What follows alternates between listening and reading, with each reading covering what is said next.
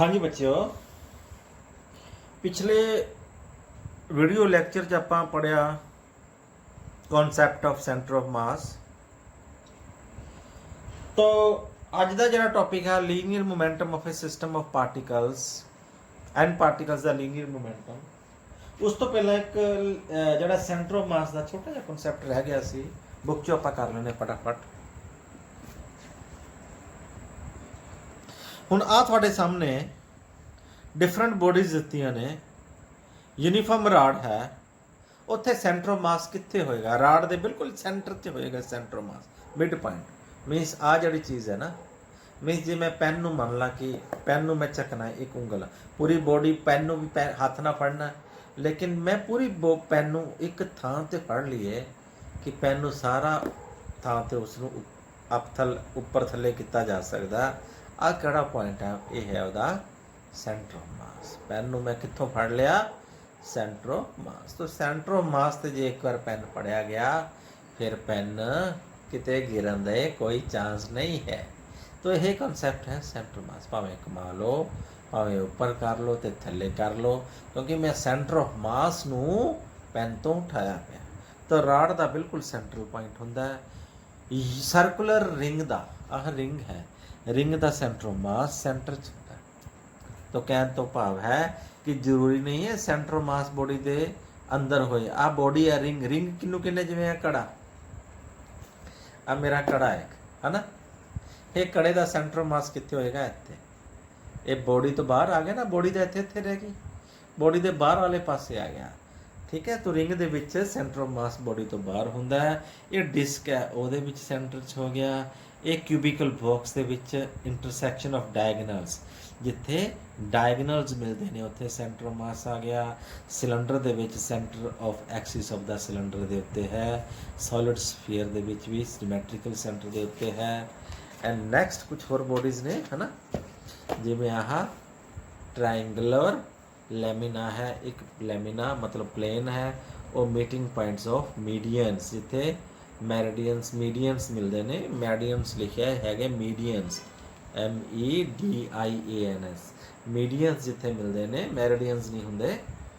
तो उन्होंने आप सेंटर ऑफ मास कह दें, है ना, सेंट्रोइड कह दें। Actually this is called centroid, जिथे सेंट्रोइड होंदा। तो सॉलिड कोन दे विच भी आ पॉइंट है जिहड़ा 3.4 हाइट ऑफ द कोन दे विच हुंदा है। ये तुसी शायद 9 इंच दे विच पढ़िया होएगा सेंट्रोइड पॉइंट, 3/4 हिस्सा of height of the cone, ठीक है। यह point C centre of mass इत्थे इत्थे एग्जिस्ट करते हैं। तो अज का जिहड़ा वेरी वेरी इंपॉर्टेंट टॉपिक करन जा रहे हैं वो है linear momentum of a system of particles. So let us consider a body of n particle system. Huh? कितने? n particle. So all have different masses, m1, m2, m3 and so on, mn, moving with their velocities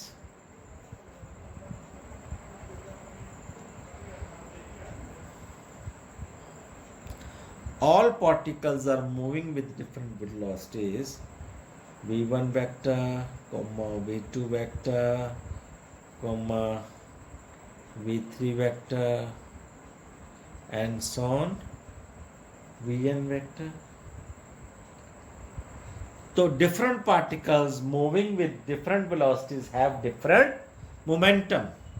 तो first particle का momentum मैं लिख सकता p1 vector होएगा m1 into v1। Second particle का momentum होएगा p2 vector m2 into v2 and so on. Last particle का होएगा pn mn into vn vector, ठीक है जी। तो what is total momenta?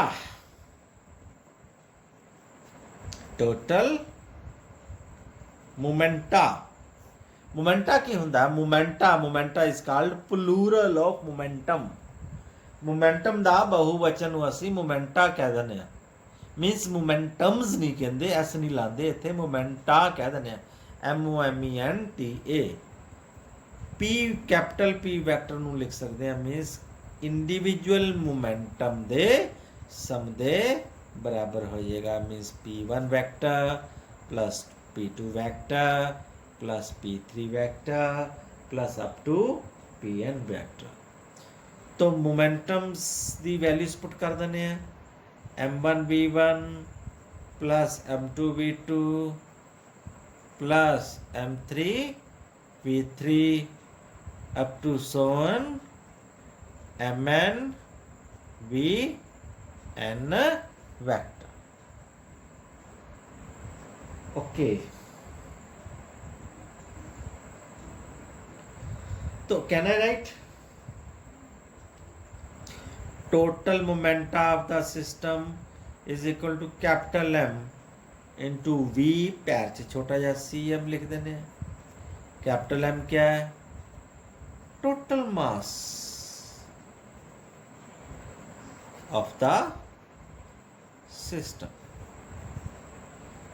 Means total mass means M1 plus M2 plus M3 and so on M1। VCM क्या है? This is not sum of velocities. VCM क्या है? ये है velocity of centre of mass. तो total mass of the body नु velocity of centre of mass ना multiply कर दो तो total moment of the system आ जाएगा, right. Now according to Newton second law of motion, बहुत इंपॉर्टेंट पॉइंट है, ध्यान से सुनियो। According to Newton second law of motion, total momenta of the system is equal to rate of change of, sorry गलत लिख रहा मैं, total force acting on the system, external force acting on the system is equal to a rate of change of linear momentum of the system. Now if no force, no external force acts on it, ध्यान नाल सुनियो, no external force, that is system is isolated। isolated system physics ਅਸੀਂ ਕਿਹਨੂੰ ਕਹਿੰਦੇ ਆ? Chemistry ਚ isolated ਦਾ definition ਹੋ ਰਿਹਾ ਹੈ ਨਾ। ਕੈਮਿਸਟਰੀ ਚ ਕਹਿ ਦਿੰਦੇ isolated system which is free from surrounding, means ਜਿਹੜਾ ਨਾ ਸਰਾਊਂਡਿੰਗ ਦੇ ਨਾਲ ਕੋਈ ਹੀਟ ਐਕਸਚੇਂਜ ਨਹੀਂ ਕਰਦਾ, ਉਹ ਆਈਸੋਲੇਟਡ ਸਿਸਟਮ ਹੈ। ਲੇਕਿਨ ਫਿਜ਼ਿਕਸ ਦੇ ਵਿੱਚ ਆਈਸੋਲੇਟਡ ਸਿਸਟਮ ਦਾ ਮਤਲਬ ਜਿਹਦੇ ਚ ਨੈਟ ਫੋਰਸ ਜ਼ੀਰੋ ਹੈ, ਨੈਟ ਫੋਰਸ ਜ਼ੀਰੋ ਹੈ, मीन्स एफ एक्सटर्नल दी वैल्यू क्या हो जाएगी? Zero, means dp upon dt is zero. तो किदा डेरिवेटिव जीरो हुंदा बच्चों? तुसी पढ़िया है कांस्टेंट दा डेरिवेटिव जीरो हुंदा है, मीन्स p जड़ा है टोटल जड़ा है मोमेंटम क्या होएगा? Constant. P is equal to mass into velocity of centre of mass पढ़िया, वो की हो जाएगा? Constant. This shows velocity of centre of mass क्या होएगा? कांस्टेंट।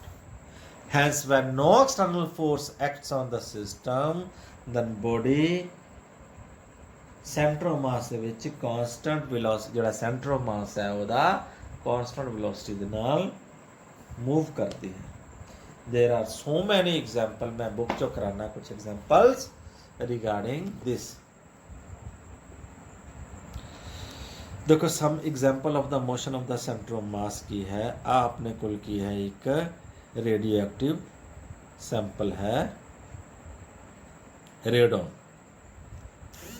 तो क्या है गया रेडोन बच्चों? दो आह रेडोन है, ਇਹਦੇ ਚ ਹੀਲੀਅਮ ਨਿਊਕਲੀਅਸ ਨਿਕਲ ਜਾਂਦਾ, ਰੇਡੋਨ ਡਿਸਇੰਟੀਗ੍ਰੇਟ ਹੋ ਜਾਂਦਾ ਹੀਲੀਅਮ ਐਂਡ ਰੈਂਡਮ ਦੇ ਵਿੱਚ, ਅਲਫਾ ਪਾਰਟੀਕਲ ਐਂਡ ਰੈਂਡਮ।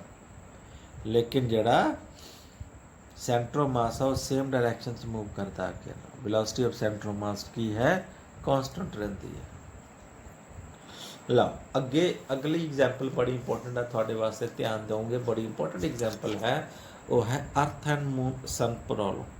देखो अर्थ अपने एक्सिस के आले दुआले घूमती है, वो गलत है, वो एक्चुअली सेंट्रो मास के आले दुआले घूमती है। देखो आ सेंट्रो मास है किदा कंबाइंड है अर्थ मून सिस्टम का, आ अर्थ है आ मून है, इन्होंने दोनों का सेंट्रो मास है। अर्थ उस सेंट्रो मास के आले दुआले घूमती है, मून वो आले दुआले घूमता है। हमेशा जो सेंट्रो मास एक्चुअली अर्थ तो मून तो अपने इर्द गिर्द चक्कर ला रहे हैं, लेकिन जो सेंट्रो मास आ कॉन्सटेंट वेलोसिटी के नाल सन के आले दुआले चक्कर लाता। तुसीं कभी ये सोचा भी नहीं होना। इसी तरह बाइनरी स्टार्स होंगे ने, जिमें अर्थ एंड मून बाइनरी स्टार है, उवें आ एम ए स्टार है, एक एम बी स्टार है, ਇਹਦਾ रेडियस ऑफ रोटेशन R1 है, ਇਹਦਾ R2 है, लेकिन सेंट्रो मास हमेशा ਇਹਦਾ कांस्टेंट वेलोसिटी ਦੇ ਨਾਲ मूव कर रहा ਹੁੰਦਾ गैलेक्सी ਦੇ ਵਿੱਚ। बहुत सारी एग्जांपल्स आ ਤੁਹਾਡੇ सामने एक एग्जांपल दिखाई भी है। ਤੁਸੀਂ ਦੀਵਾਲੀ ਤੇ आतिशबाजी ਛੱਡਦੇ ਹੋਵੋਗੇ, है ना, जिमें आ पैराबोलिक पाथ राही इत्थे प्रोजैक्टाइल गया, इत्थे एक्सप्लोड हो गया, एक्सप्लोड हो के फ्रैगमेंट्स आले दुआले चले जाते हैं, लेकिन जो सेंटर ऑफ मास आ मीनस जो अनबर्नड पार्टिकल है, जोड़ा भी थोड़ी रॉकेट का जो काना वगैरह होंगे वो स्ट्रेट लाइन च जाता, उसी डायरैक्शन च मूव करता। यह projectile trajectory of centre of mass की दिखाई हुई है। बहुत सारिया एग्जाम्पल ने सेंटर ऑफ मास दियाँ बुक्स के जड़ियाँ आपां अज डिस्कस कीतियां ने। तो याद रखियो, जो वेलोसिटी जी सेंटर ऑफ मास की की होंदी है हमेशा कॉन्स्टेंट। ठीक है बच्चों, थैंक यू। बड़ा टेक्निकल टॉपिक है, चैप्टर है ਇਹਦਾ, ਇਹਦੀ कोई भी वीडियो लैक्चर मिस नहीं करना, बार बार रिपीट करके तुसी ये वीडियो लैक्चर देखना है। जे समझ ना आवे तो प्लीज़ मैनू कॉल जरूर करियो जे कोई दिक्कत होवे किसी टॉपिक ते, ठीक है।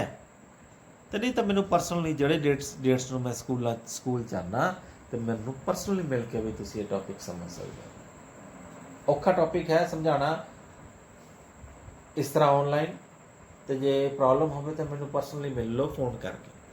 Thank you, have a nice day.